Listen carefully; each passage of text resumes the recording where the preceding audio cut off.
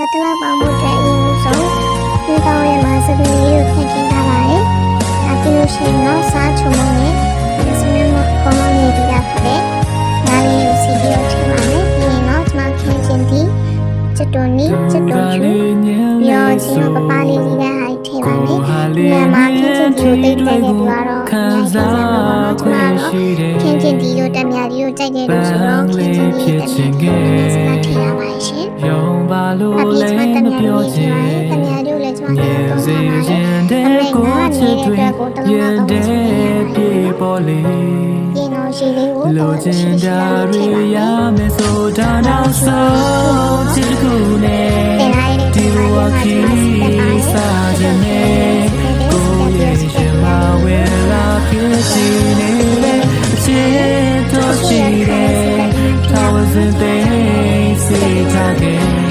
မင်းလေးယူနိုင်နဲ့ဒါမင်းတွေ့တည်တယ်သုံးနိုင်လာပါမြဲအချိန်မှာတော့ဒီလိုအသားပိုင်းလေးနဲ့